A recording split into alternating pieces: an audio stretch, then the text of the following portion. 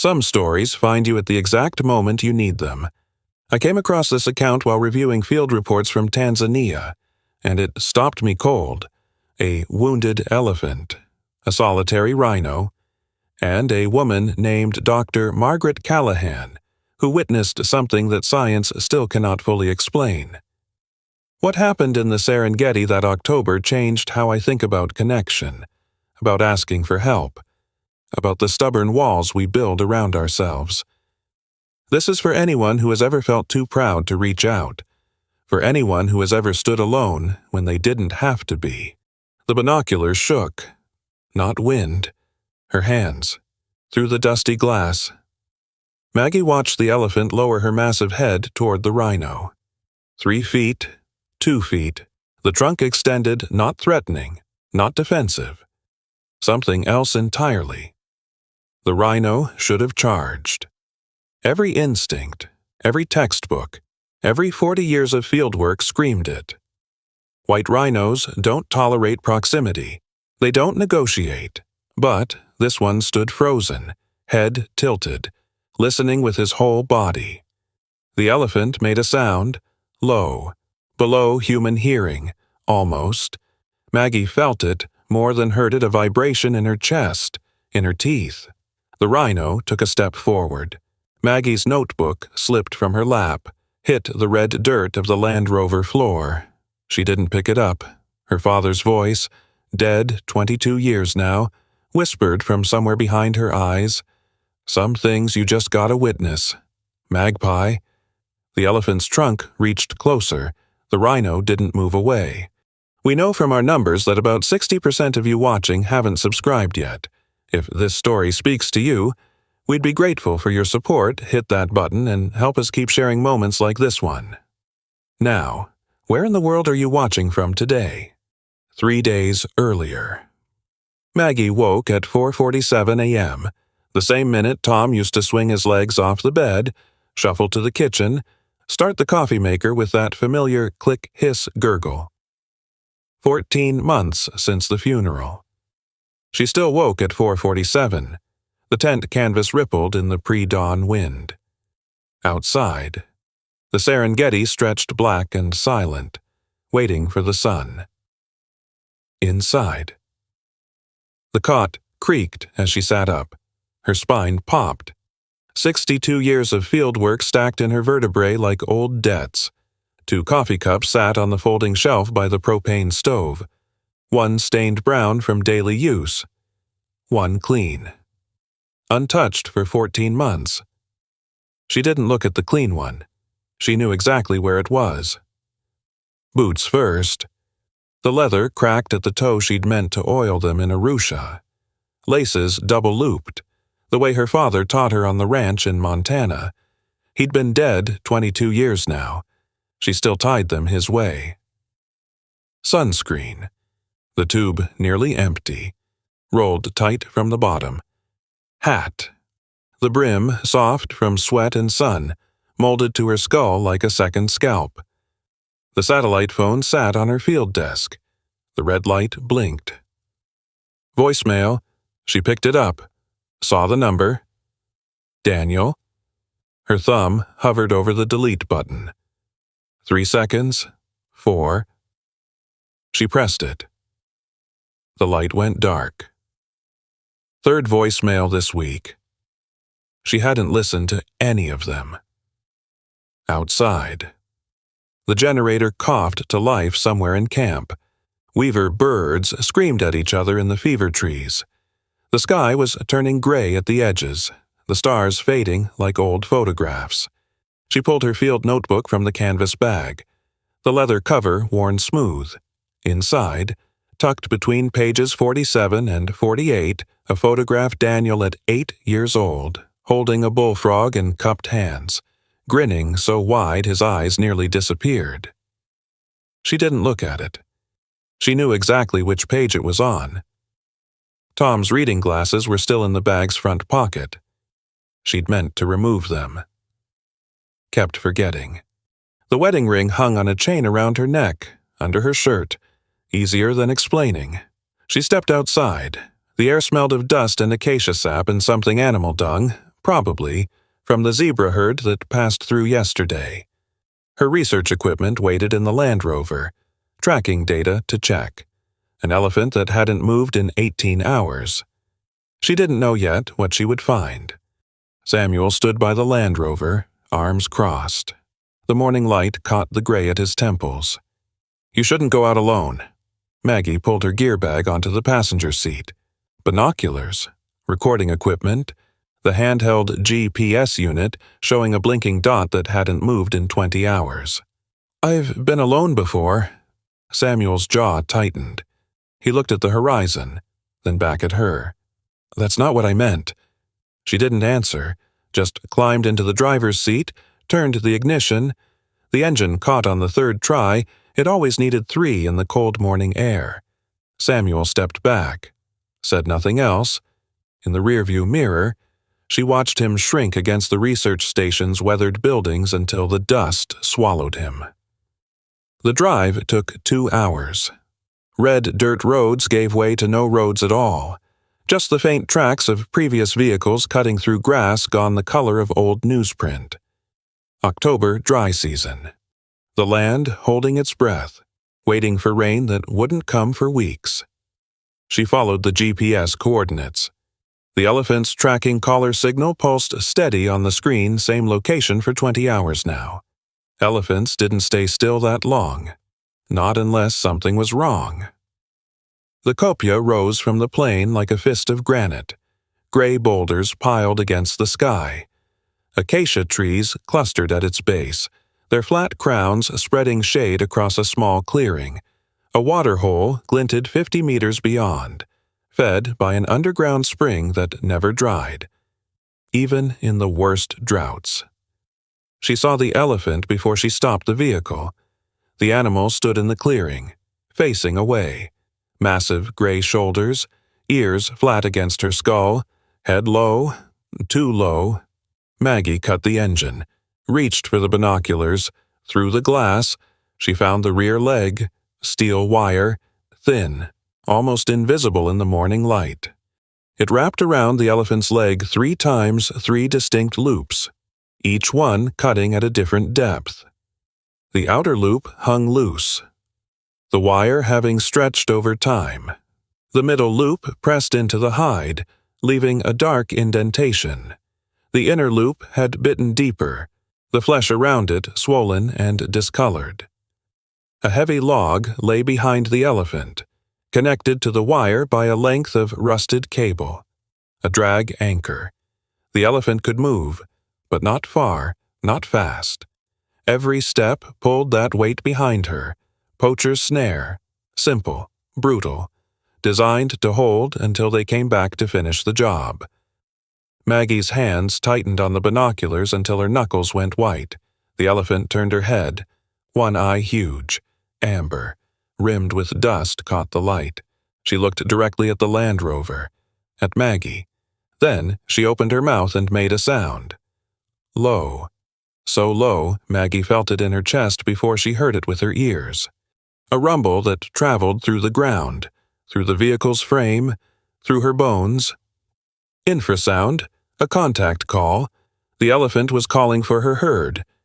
Maggie waited, watched the tree line, listened for an answer, the deep rumble of a matriarch responding, the crash of bodies through brush. Nothing. Only the wind. Only the dry grass hissing against itself. The elephant called again, the same low vibration, the same desperate frequency. No answer came. Maggie reached for the radio. Her voice caught once before she steadied it. "Base, this is Callahan. I've got a snare victim at the North Kopje, adult female, rear leg, 3 loops of wire. She's been here at least 20 hours. I need Samuel and a team. Bring cutting tools." Static. Then Samuel's voice. "Copy. We're 40 minutes out. Don't approach her." She set the radio down. Didn't respond. The elephant stopped calling. Her head dropped lower. Her ears hung limp. Maggie had studied elephant communication for 40 years. She knew the sounds of greeting, of warning, of mourning. She knew the subsonic rumbles that carried for miles, the trumpets of alarm, the soft chirps between mothers and calves. She had never heard silence like this. The elephant wasn't calling anymore. She had stopped trying. As Maggie watched, the elephant took 3 slow steps toward the water hole. The wire pulled taut. The log dragged. She stretched her trunk toward the water, the tip just reaching the muddy edge. She drank. Slowly. Then she returned to her position in the clearing, the effort of those few steps visible in her labored breathing. At least she could reach water. At least she had that. 43 minutes later, the dust cloud appeared on the horizon. 2 vehicles, Samuel's Land Rover in front, James Whitfield's rental behind. They pulled up 20 meters from Maggie's position, cut their engines. Samuel reached her first. His eyes went to the elephant, then to the wire, then to Maggie's face. "How long have you been sitting here? Since I radioed." He didn't ask if she'd approached. He already knew. James arrived with 2 local rangers, young men in khaki, carrying bolt cutters and rope. He pulled out a tablet, started recording video. 3 loops, James said, squinting through his own binoculars. "The inner one's embedded. We'll need to sedate her for surgical removal." Samuel shook his head. "Her cortisol is through the roof. Look at her breathing. Sedation could trigger cardiac arrest in that state." "Then what do you suggest?" One of the rangers spoke, his accent thick. "The wire is too deep for these cutters. We need the hydraulic tools from Arusha. 6 hours, minimum." James lowered the tablet. "She might not have 6 hours." The elephant shifted her weight. The log dragged through the dirt behind her, leaving a shallow furrow. She took 1 step toward them, then stopped. The wire pulled taut. She made no sound. Samuel looked at Maggie. "We set up camp here. Keep her calm. Wait for equipment. And if the poachers come back, we'll deal with that if it happens." The sun climbed higher. The heat pressed down like a hand. The rangers began unloading gear tents, water containers, a small generator for the satellite equipment. Maggie didn't move from her position. When the shadows grew long and the others retreated to the camp they'd made 200 meters away, Samuel came to her one last time. "You're not staying out here alone all night. Watch me." He stood there, keys in hand. The engine of his Land Rover idled behind him. "You know," he said quietly, "my brother used to do this. Sit with herd animals all night. Wouldn't let anyone help him either." Maggie looked at him. "What happened to him?" Samuel's face didn't change, but something behind his eyes shifted. "The animals survived," he said. "Mostly." He walked back to his vehicle. The headlights swept across the clearing as he turned around. Then the sound of the engine faded into the darkness, and Maggie was alone with the elephant. The night pressed in. Stars emerged, thick and cold. The elephant's breathing was the only sound slow, heavy, labored. Somewhere in the blackness, a hyena called. Then another. The elephant lifted her head. She woke to gray light and a stiff neck. The Land Rover's seat had pressed a crease into her cheek. Her spine had fused into a single aching column during the night. She blinked, reached for the binoculars on the dashboard, and stopped. Movement. Out there in the mist. Something large. Something slow. Maggie held her breath. Her hand found the binoculars by touch, raised them to her eyes. A white rhino emerged from the gray. Male. Old. She could tell by the bulk of his shoulders, the way his skin hung loose at the neck. One horn, shorter than the other, broken off sometime in the past, healed over into a blunt stump. A fighter. Once. Now just ancient. He walked with the careful deliberation of age. Each step placed precisely. His small eyes nearly blind. She knew. Rhinos navigated mostly by sound and smell faced forward toward the waterhole that lay 50 meters beyond the trapped elephant. Normal behavior. Rhinos and elephants shared territory, tolerated each other's presence, kept their distance. The rhino reached the waterhole, lowered his massive head, began to drink. Maggie exhaled. Just an animal getting water, nothing more. Then the elephant moved. She turned her head toward the rhino, not away, toward. Her ears lifted slightly from where they'd hung limp all night. Her trunk rose from the dust, and she made a sound. Maggie had recorded thousands of hours of elephant vocalizations, contact calls that traveled miles through the earth, alarm trumpets that split the air, morning rumbles over fallen family members, soft chirps between mothers and calves. She had never heard this. It was low, barely audible, more vibration than sound. But it wasn't a contact call. Wasn't alarm.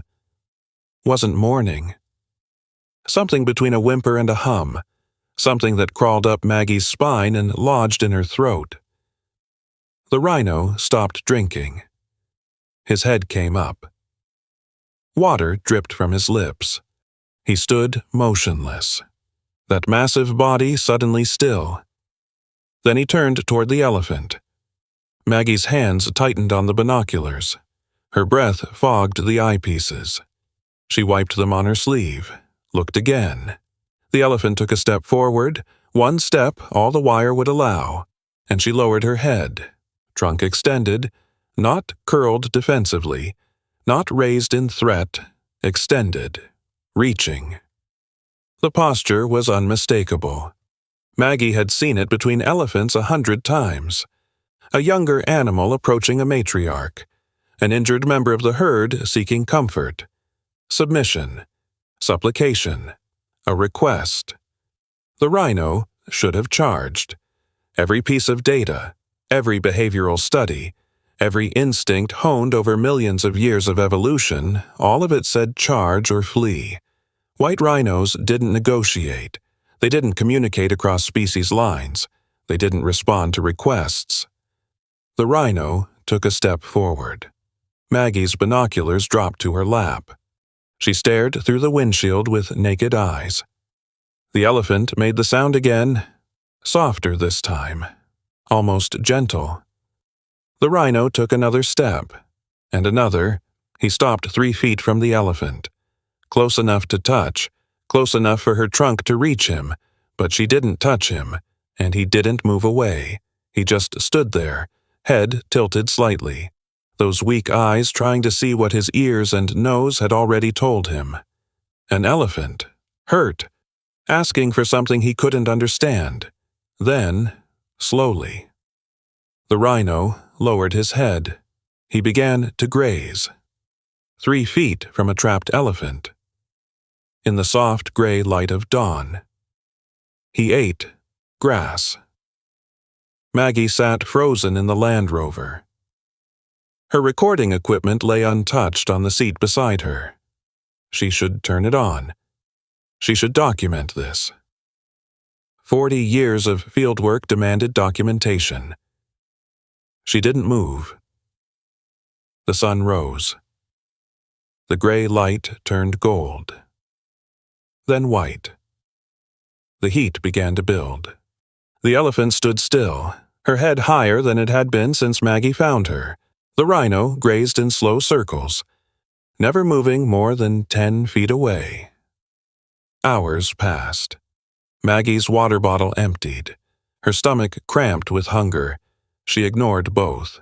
She thought of Tom, the way he used to sit with her after a bad day at the university.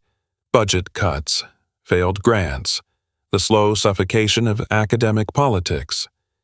He never asked what was wrong, never offered advice, just sat in his chair by the window, reading his newspaper, present. She pushed the thought away. It came back. The rhino had been there for 6 hours now. 7. The water hole was 50 meters away. He hadn't gone back to it. Dust rose on the horizon, Vehicles approaching. Samuel's Land Rover appeared first, then James's rental. They pulled up beside her, engines cutting out in sequence. Samuel reached her window. His eyes went to the clearing, to the elephant, to the rhino grazing beside her. His face didn't change, but she saw his hands tighten on the doorframe. How long has he been there? Since before dawn, maybe 4 a.m. James appeared beside Samuel, tablet already recording. Coincidental proximity. The waterhole drew both animals to the same area. He's just grazing.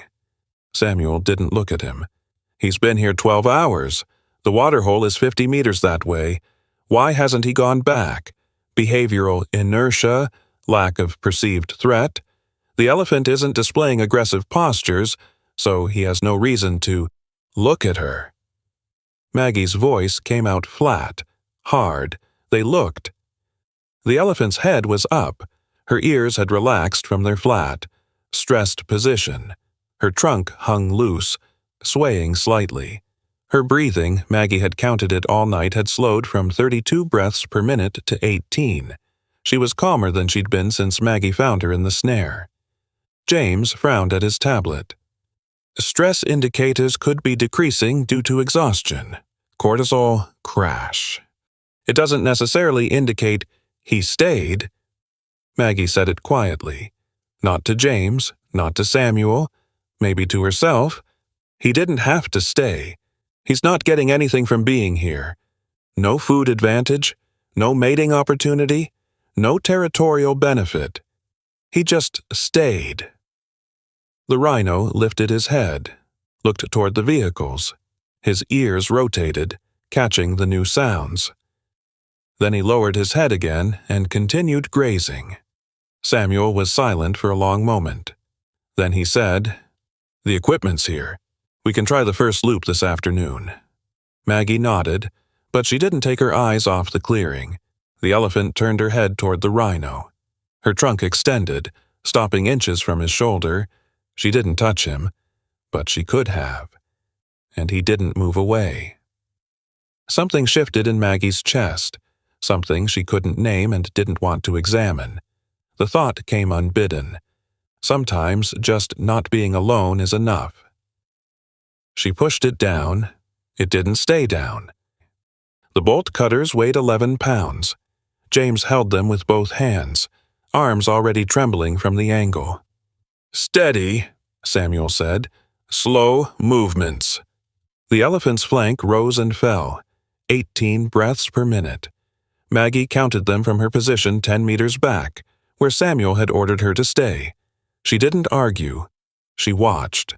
The rhino had moved to the edge of the clearing when the team approached. Not fled, just repositioned. He stood now beneath an acacia, facing the group, his ears rotating like satellite dishes. James inched closer to the elephant's rear leg. The first loop, the loosest one, hung away from the hide, stretched by days of the elephant's movement. Rust had weakened the wire at one point, leaving a thin spot that might give "Easy," Samuel murmured. "Easy now." The elephant's ear flicked toward James. Her head turned slightly. The massive eye found him, tracked him. James positioned the cutters around the wire. His thumb found the grip. He squeezed. The elephant shifted. Her weight moved from one leg to the other. The wire pulled taut. James lost his angle. The cutters slipped. "Hold still," he hissed through his teeth. The elephant shifted again. Her trunk rose, fell, rose, agitation building. "Her stress is spiking," one of the rangers said, watching a handheld monitor. "Heart rate climbing." Samuel held up a hand. "Everyone, stop. Don't move." Silence fell over the clearing. The elephant's breathing quickened. 20 breaths per minute, 22, 25. Then Maggie started humming. The sound came up from somewhere before she could stop it, somewhere deep, somewhere old, a hymn her mother used to sing in the kitchen on Sunday mornings, flour on her hands, sunlight through the window. "Abide with me." The team froze. James turned to stare at her. Samuel's mouth opened, then closed. The elephant's ear rotated toward the sound. Maggie kept humming, low and steady. Not a performance, just sound. Just presence. The elephant's breathing slowed. 22, 20, 18. Her head lowered, her trunk dropped. James looked at Samuel. Samuel nodded once. The cutters closed around the wire. James squeezed. The rust gave way with a soft snap. The first loop fell into the dust. The elephant didn't move. Didn't startle. Just stood there. One loop lighter. While Maggie hummed a hymn she hadn't thought of in 30 years. 2 loops remained. The Rhino took a step closer. They broke for water and shade at noon. The heat had turned brutal 40 degrees in the sun, the air thick enough to chew.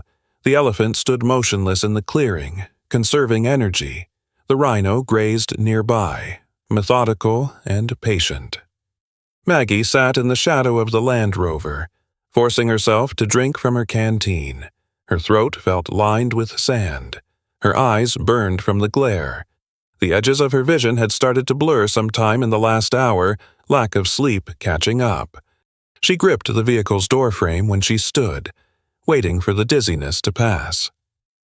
The sound of an engine reached her first, then dust, then a vehicle she didn't recognize newer than the research station's fleet.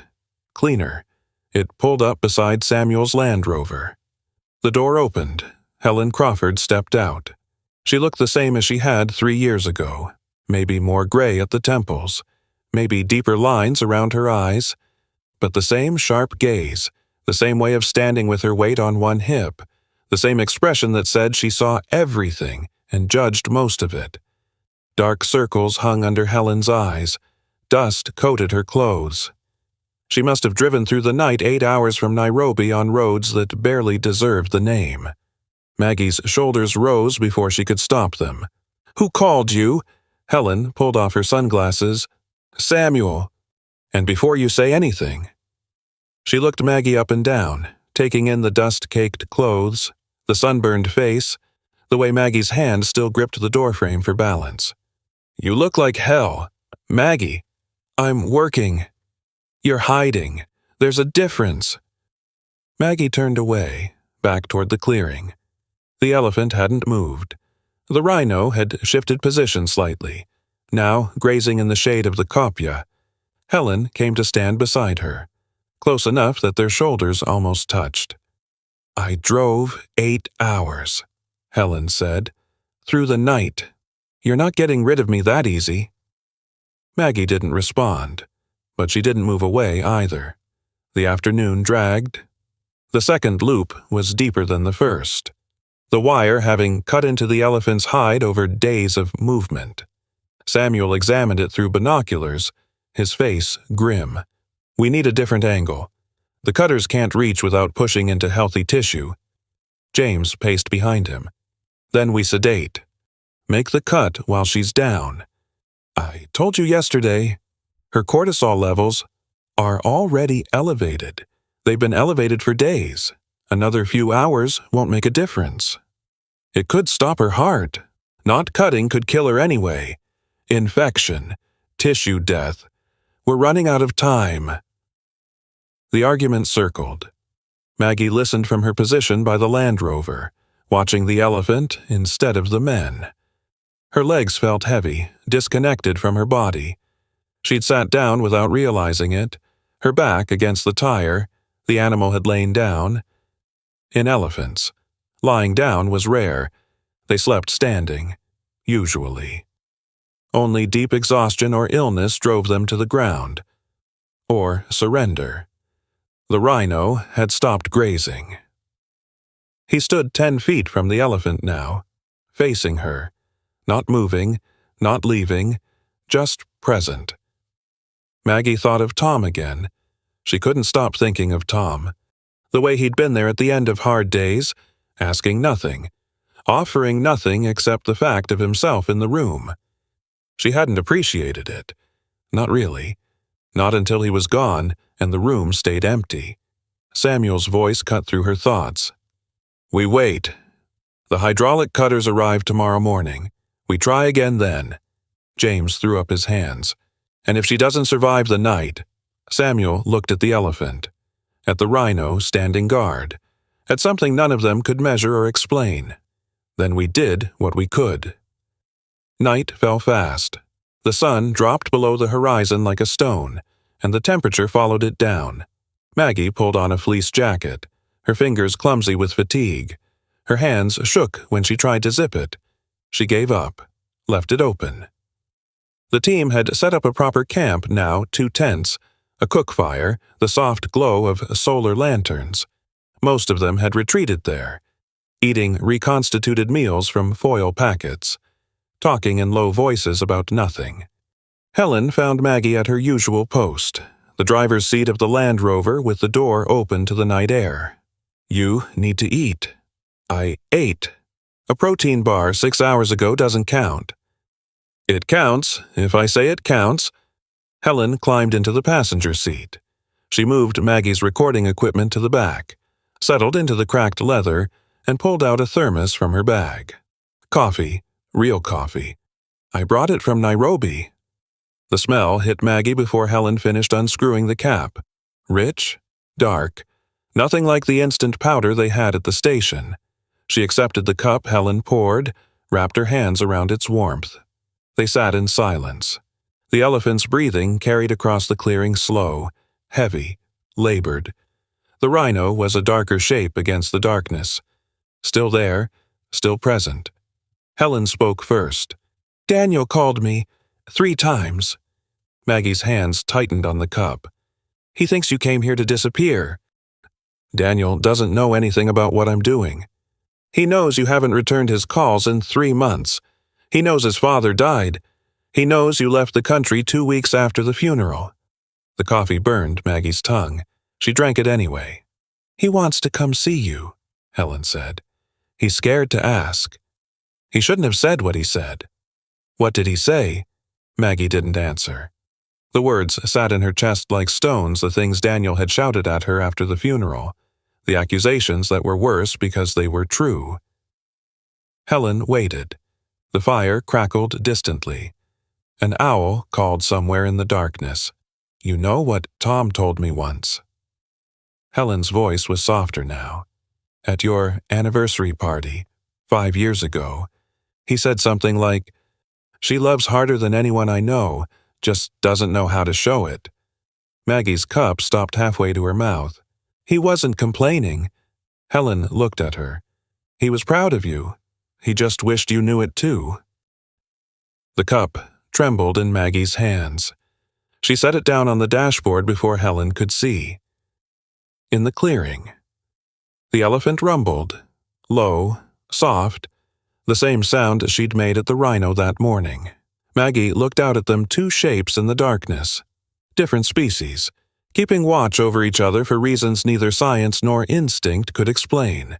She didn't respond to Helen, but she didn't ask her to leave either, and Helen, like Tom, like the rhino, stayed anyway. Morning came gray and cold. The hydraulic cutters had arrived sometime before dawn. A ranger from Arusha had driven through the darkness, headlights cutting through dust for 6 hours on unpaved roads. He'd arrived just as the stars began to fade. James was already examining the equipment when Maggie emerged from the Land Rover, her back screaming, her neck locked at an angle. Her vision swam when she stood too fast. She grabbed the doorframe, waited for the world to steady. The second loop first, Samuel was saying. It's deeper, but the angle is better. If we can get under it, I'm telling you, we should sedate.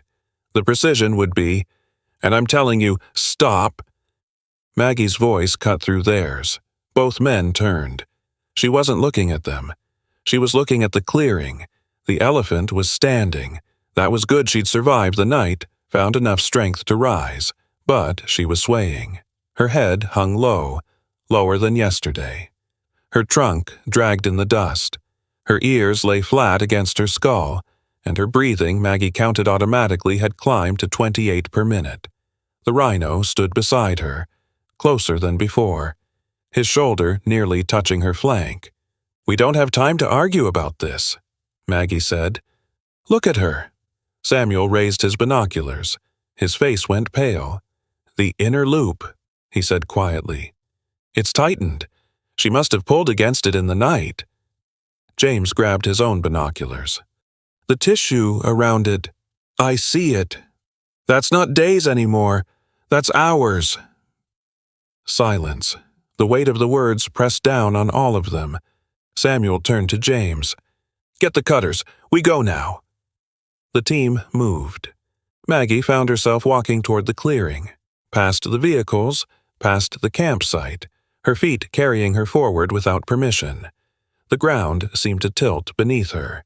She steadied herself on a tent pole, kept moving.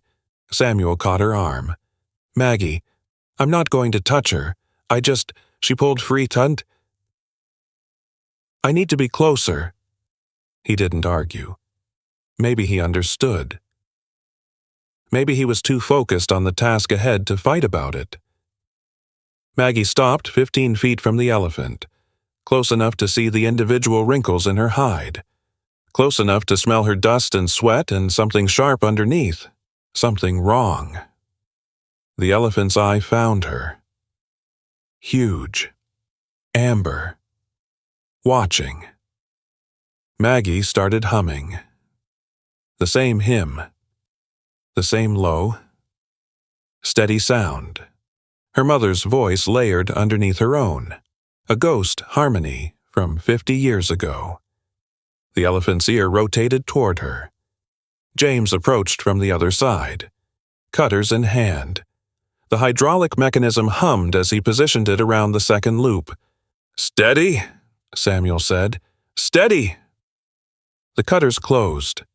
The mechanism whined. The wire resisted. The elephant shifted. Her weight moved.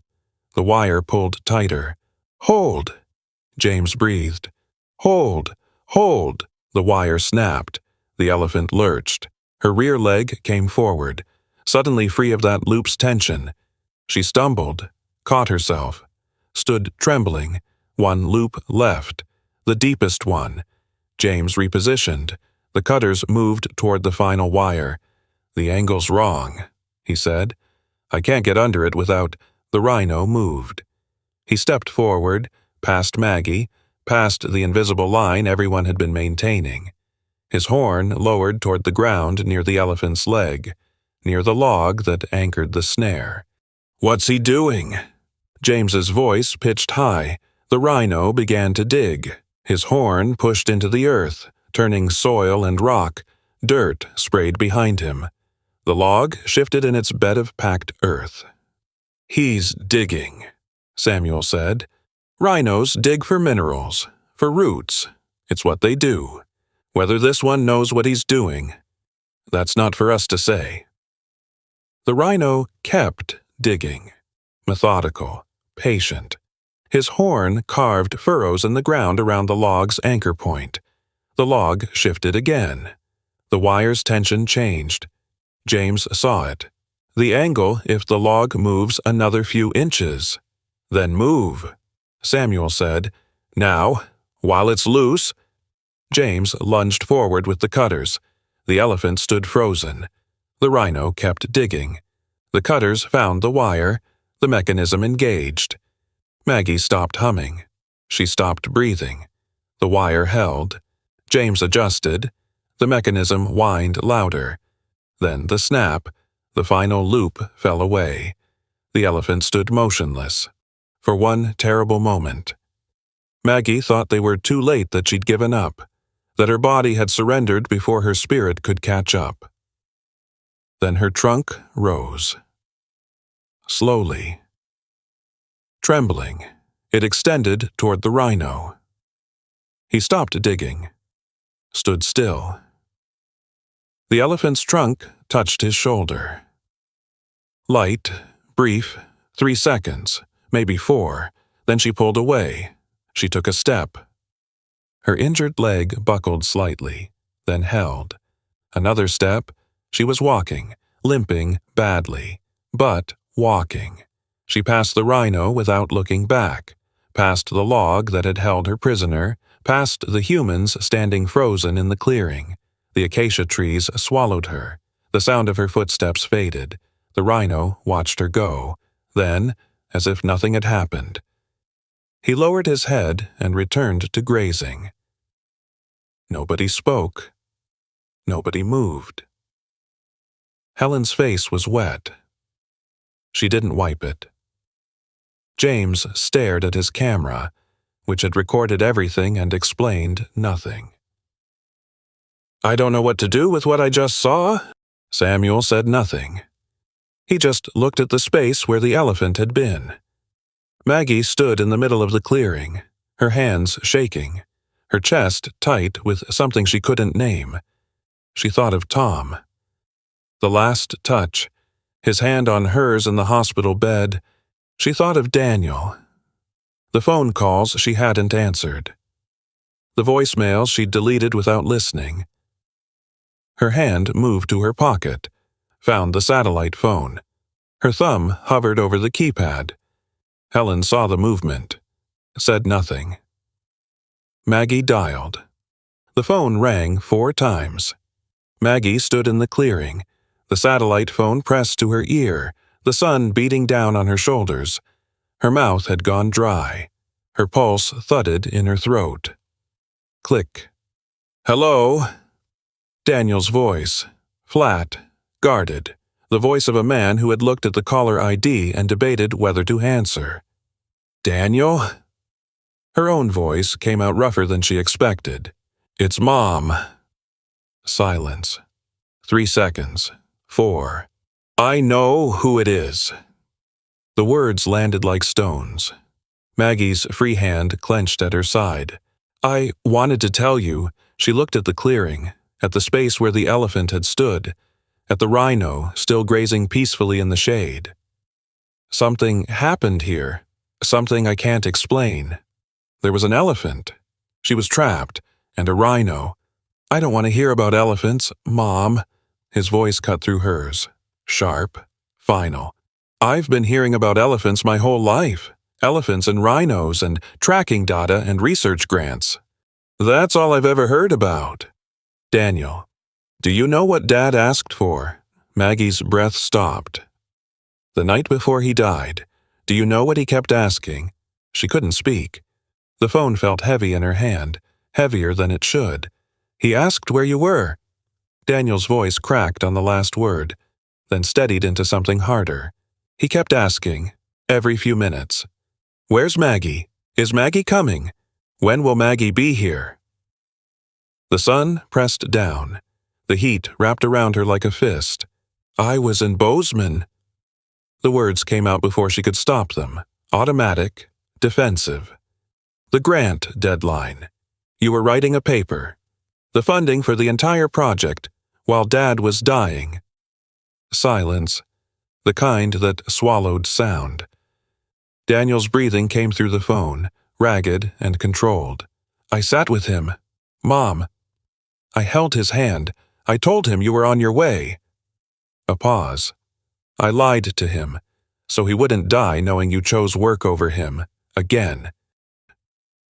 Maggie's knees buckled. She caught herself on the Land Rover's hood, the metal burning through her palm.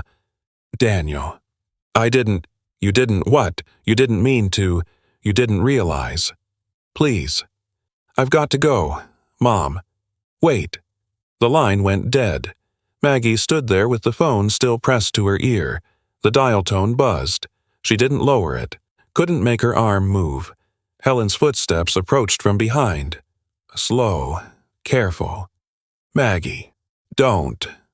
One word, all she could manage. Her voice sounded like it belonged to someone else. She pushed off the Land Rover and walked. Not toward camp, away from it. Away from Helen's concerned face and Samuel's knowing silence and James's camera that recorded everything and understood nothing. She walked without direction. Her legs moved on their own, carrying her through the scrubland, past the acacia shadows. The waterhole glinted in the distance, the same waterhole where the rhino had first appeared. She didn't consciously head toward it. Her feet just took her there. The darkness between the trees swallowed her. The sun was setting now, the light going orange and red at the edges. She barely noticed. She walked until her legs gave out. Her knees hit the red dirt, hard. The impact jarred up through her spine. She barely felt it. The truth sat in her chest like a tumor, malignant, growing. She had chosen work. She always chose work. Tom knew. Tom understood. Tom forgave. Over and over. Because that's who Tom was. He forgave her for missing Daniel's graduation. The flight was delayed. She'd said, but really she'd stayed an extra day to finish a paper. He forgave her for the anniversaries spent in the field, the birthdays celebrated by satellite phone, the 1,000 small absences that added up to a marriage held together by his patience and her promises. And at the end, when he needed her most, she wasn't there. She was in Bozeman, writing a paper about elephant communication, about how herds stayed together, how they mourned their dead, how they never left a family member behind. Her hands pressed into the dirt, cold now, as the sun dropped, gritty against her palms. She curled her fingers, felt the earth pack under her nails.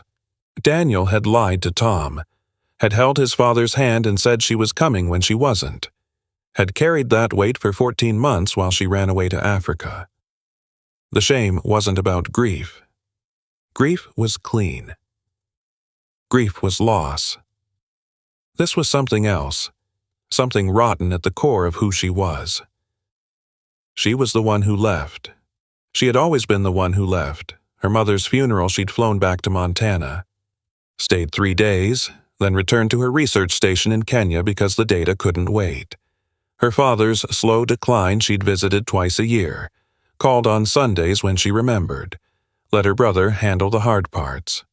Daniel's childhood a blur of nannies and neighbors and Tom filling the spaces she left empty. And now Tom, the one person who had stayed no matter how many times she didn't. Gone, asking for her with his last breaths. While she was in Bozeman, a sound came out of her throat, not a sob, something raw, animal. She stayed on her knees in the dirt near the waterhole's edge, face wet, chest heaving. Then she heard it. Footsteps. Heavy, not human. She looked up. The rhino stood 10 feet away. He must have come to drink the waterhole drew him here every evening. She realized now, his routine, his territory. She had walked straight into it without thinking.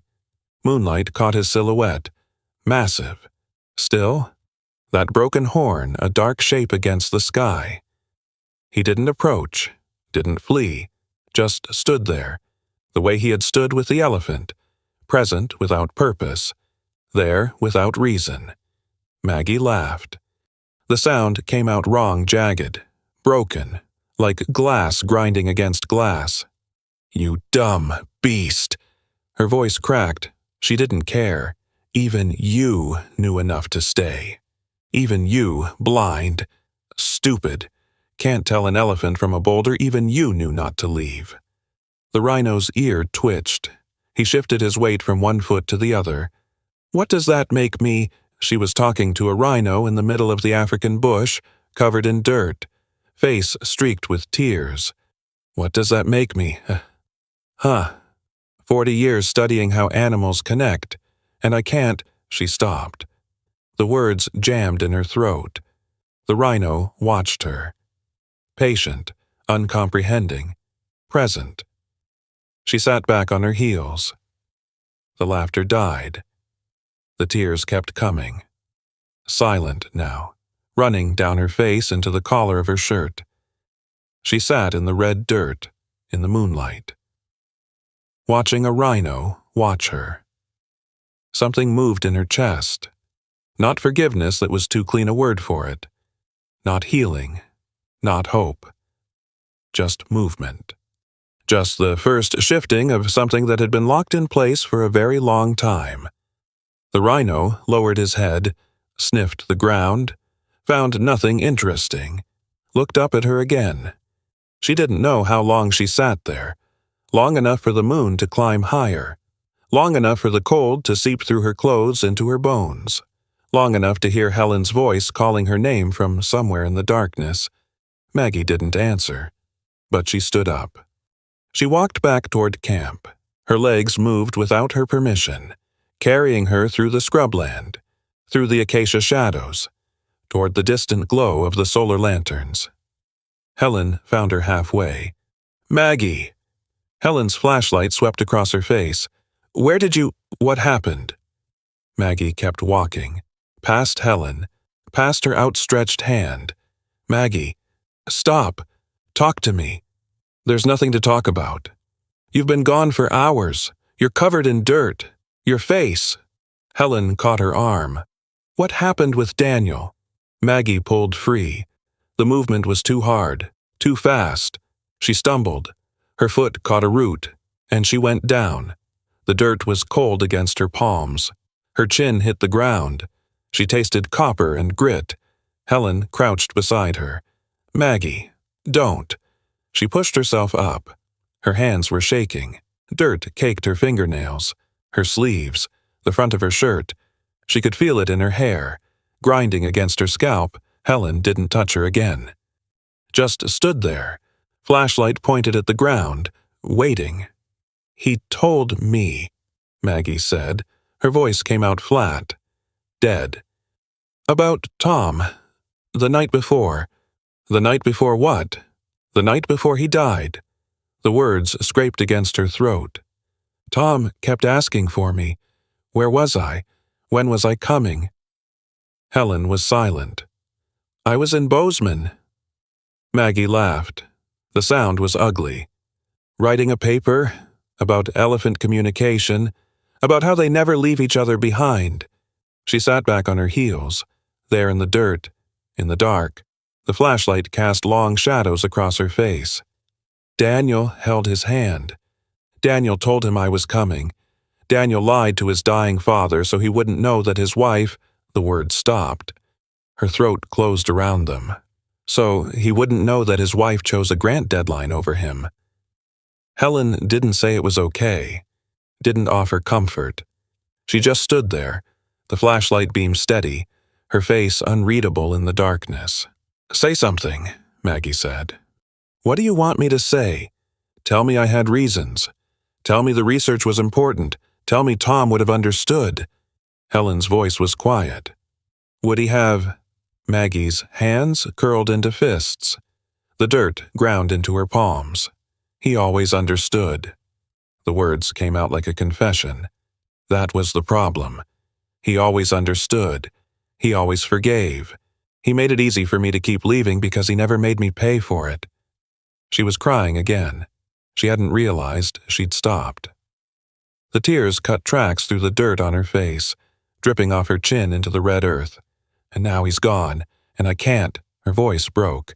"I can't ask him to forgive me this time. I can't promise to do better. He's gone, and Daniel knows, and I'm sitting in the dirt in Africa because I couldn't face—" She stopped, looked at her hands, at the dirt packed under her nails, the scratches on her palms from where she'd fallen. "I came here to disappear."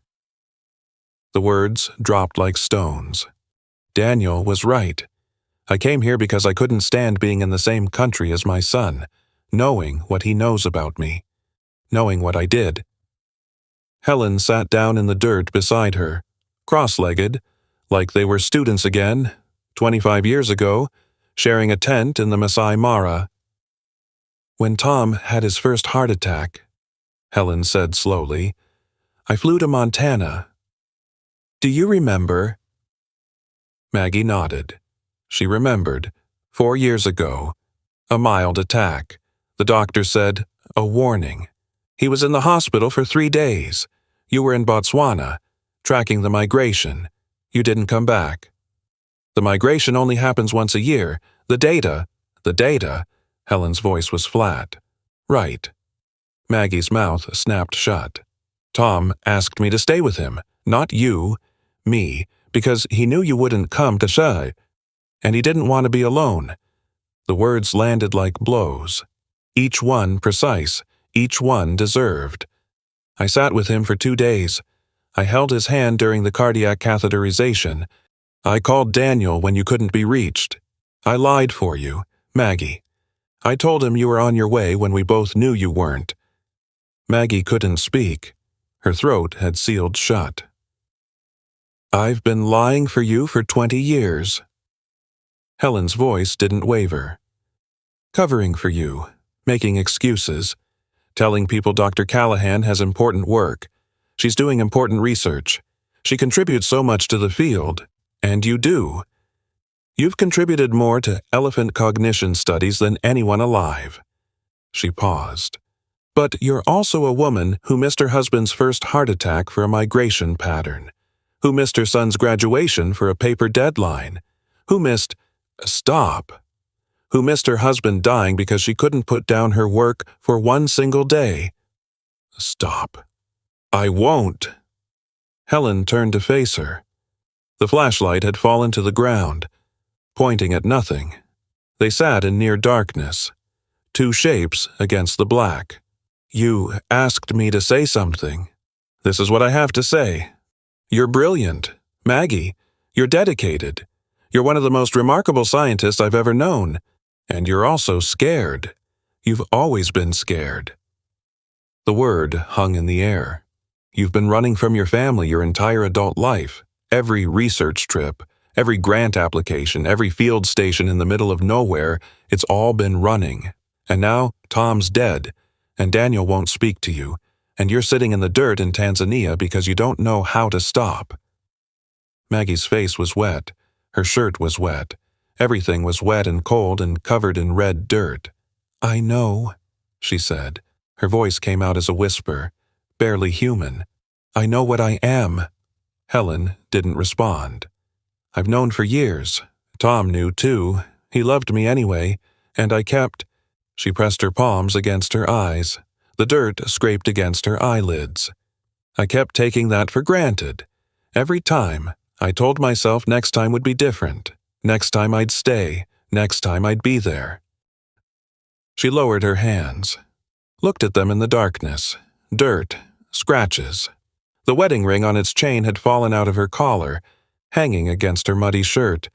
There is no next time. The words fell into the silence and stayed there. Helen reached out.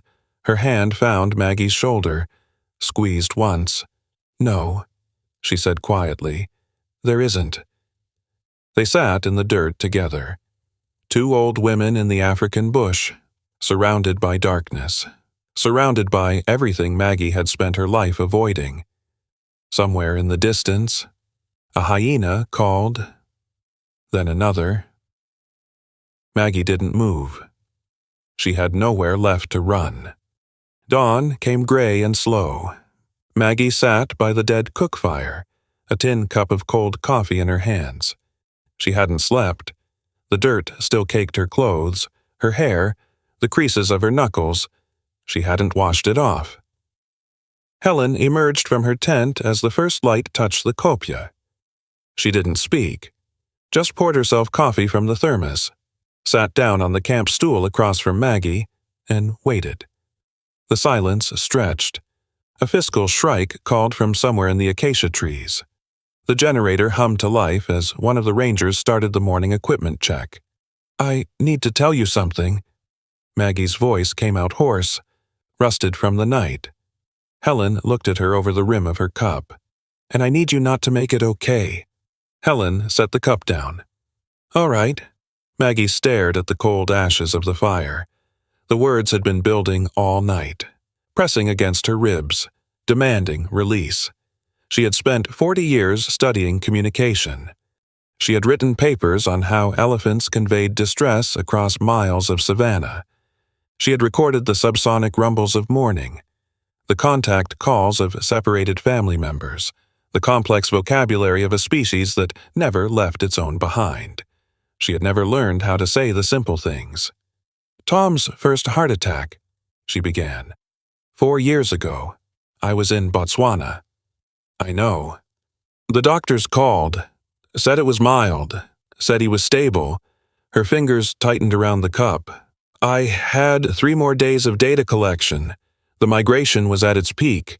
The herds were moving through the corridor, and I'd been waiting 18 months for that window. Helen said nothing. I told myself he was stable. The doctor said stable. Daniel was there. You were there. He didn't need me. She lifted her eyes, met Helen's gaze. I didn't go. I know. I finished the data collection. I wrote up the preliminary findings. I flew back 5 days later, after he'd already been discharged. Her voice cracked. He was sitting in his chair by the window when I came through the door, reading the newspaper. He looked up and smiled at me like nothing had happened. The Shrike called again, closer now. He never said a word about it, not one word, just asked if I wanted coffee. Helen's face didn't change, but something shifted behind her eyes. That's who he was. Maggie's hands were shaking now. The coffee sloshed against the sides of the cup.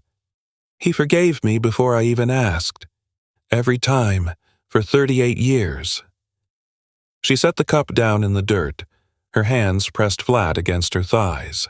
And then he was dying, really dying, and I was in Bozeman, writing a paper about how elephants never abandon their families. And I didn't go. The words hung in the morning air, raw, unvarnished. I knew he was worse. The hospice nurse called. Daniel called. I told them I'd be there in 2 days, as soon as I finished the revision. The journal had a deadline. The funding depended on publication. She laughed. The sound was broken. I told myself 2 days wouldn't matter. He'd been stable for weeks. He could wait 2 more days. But he couldn't. No. Maggie's voice dropped to a whisper. He couldn't. Silence. Helen didn't reach for her, didn't offer comfort, just sat there, bearing witness. That's the worst thing I've ever told anyone. Yes, Helen said quietly. It is. I've been carrying it for 14 months. I know. What do I do? The question came out before Maggie could stop it. Small, lost, the voice of someone who had run out of places to hide. Helen was quiet for a long moment. Then she said, I can't answer that for you. I'm not asking you to fix it. I'm asking... Maggie's voice broke. I don't know what I'm asking. Maybe that's a start. Maggie looked at her hands, dirt-caked, trembling. The hands of a woman who had spent her life reaching for data, for grants, for the next research question. Never for the people who needed her. She stood up. Her field notebook lay on the camp table, next to her binoculars and the satellite phone. She picked it up, found a pen in her pocket. What are you doing? I don't know yet. She walked away from the camp, past the Land Rovers, past the equipment cases, to the edge of the clearing where the elephant had been trapped, where the rhino had stood guard, where something had happened that science couldn't explain. She sat down in the red dirt, opened the notebook, and she began to write. Not an apology. Apologies were easy. She had written hundreds of them over the years, quick notes, hurried emails, promises she never kept. This was something else, an accounting. She wrote what she had done, the choices she had made, Botswana, Bozeman, every absence, every excuse, every time she had put her work before her family and told herself it was necessary. She wrote about Tom, about the way he smiled when she came home, no matter how long she'd been gone, about the coffee cups, about the reading glasses still in her bag. She wrote about Daniel, about the graduation she missed, about the grandchildren she barely knew, about the voicemails she deleted without listening. She wrote until her hand cramped, until the sun climbed high, until the words finally stopped coming. Then she read it back, every line, every confession. She folded the pages carefully, tucked them into the notebook's back cover. She didn't know if she would send it. She didn't know if Daniel would read it. She didn't know if anything could be fixed after all this time. But she had stopped pretending, and that, she realized, was the only thing she could control. 1 month later, Maggie sat at her observation post, binoculars around her neck, field notebook open on her lap. The dawn light spread across the Serengeti in bands of copper and rose, touching the tops of the acacia trees, gilding the distant kopjes. She was still here. She hadn't left, but she was different. She'd mailed the letter 2 weeks after returning to camp. Samuel had driven it to Arusha himself, handed it to a courier heading to Nairobi. From there, it had traveled across oceans to a mailbox in Colorado. Daniel had called 3 days later. He hadn't said much, just, "I got it." But he'd called. Every Sunday now. She dialed his number. Sometimes he answered.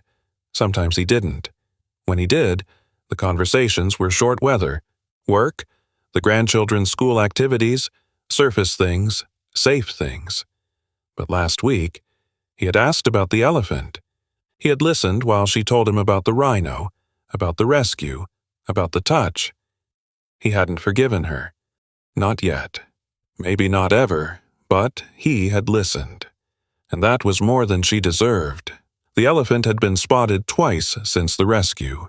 Rangers reported seeing her with a small herd near the Mara River, moving slowly but steadily northward. Her leg was healing. The wound was closing. She was alive. The rhino had returned to his territory. Solitary as always. Grazing.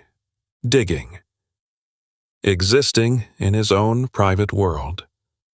Footsteps behind her. Maggie turned.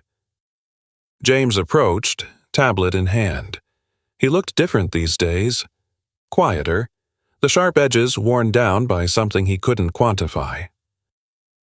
"I've been thinking," he said, "about what Samuel told us, about the goat and the butcher." Maggie waited. "I think I've been too focused on the numbers, missed what was actually happening." He stared out at the plains. "Does that make sense?" "It does? How long did it take you to figure that out?" Maggie considered the question. "About 40 years. You're ahead of schedule." James almost smiled. He nodded once, then walked back toward camp. Maggie watched him go. Then she turned back to the plains. Dust rose on the horizon, a herd moving. She raised her binoculars, scanned the dark shapes against the golden grass. She couldn't tell if the wounded elephant was among them. She lowered the binoculars, picked up her notebook. The letter was still tucked in the back cover, a copy she'd kept for herself. A reminder. Her father's voice drifted up from somewhere deep in her memory. He used to say it when the calves wouldn't cooperate, when the fence broke, when the well ran dry. "You can't unspill the milk, magpie, but you can learn to live with a wet floor." She smiled. Small, real. She closed the notebook. The sun climbed higher over the Serengeti. The herd moved on. The dust settled. And Maggie stayed. There is something quiet in the chest after a story like this. Something that does not ask to be named or understood. It sits there, familiar and heavy. Like a letter you have carried for years but never sent. Many of us know what it is to leave, to choose the work, the duty, the thing that feels urgent over the person who feels permanent. Some of us have stood in rooms full of people and felt entirely alone. Some of us have loved someone so steadily that we forgot to say it out loud. And some of us have been the one who stayed, waiting by the window, watching the road. Perhaps you have carried something similar. Perhaps it still sits with you now. Unresolved and tender. It is all right if this story did not wrap itself up the way you needed it to. It is all right if something in you still aches without a name. Not everything needs to be fixed. Not everything needs to be forgiven today. Some things are just carried, quietly, until they become lighter on their own.